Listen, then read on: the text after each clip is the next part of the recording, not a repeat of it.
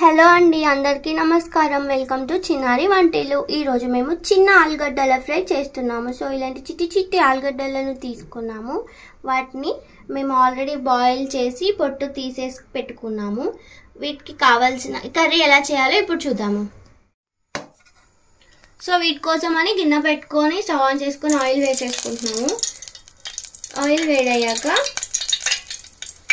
దాంట్లోకి ఆవాలు, జీలకర్ర,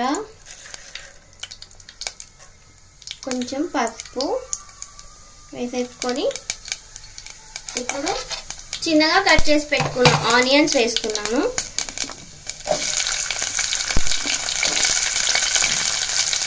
ఆనియన్స్ వేసేసుకొని ఒకసారి కలుపుకోవాలి.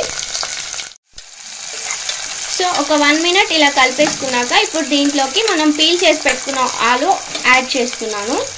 వీటిని డైరెక్ట్గానే యాడ్ చేసేసుకోవాలి, కట్ చేయాల్సిన అవసరం లేదు. ఈ కర్రీ చపాతీలో కూడా చాలా బాగుంటుంది. సో ఇప్పుడు ఇవన్నీ ఒకసారి కలిపేసుకోండి. సో ఒకసారి కలిపేసుకొని క్యాప్ పైన కొన్ని ఇలా వాటర్ వేసుకొని పెట్టేసుకుంటే మంచిగా కుక్ అవుతుంది లోపల.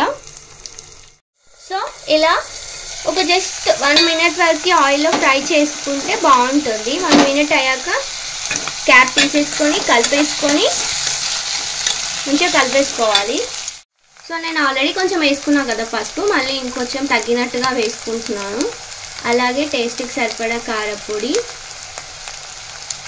దాంతోపాటు రుచికి సరిపడా ఉప్పు,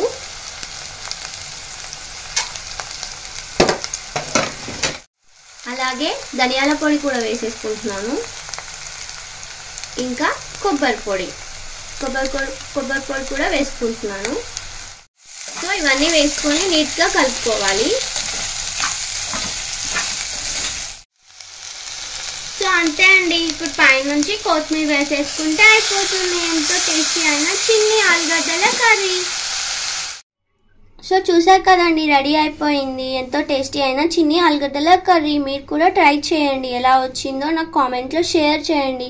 మీకు కనుక నా వీడియోస్ నచ్చితే లైక్ చేయండి, షేర్ చేయండి, కామెంట్ చేయండి. అలాగే నా ఛానల్ని సబ్స్క్రైబ్ కూడా చేసుకోండి. థ్యాంక్ యూ ఫర్ వాచింగ్ చిన్నారి వంటలు.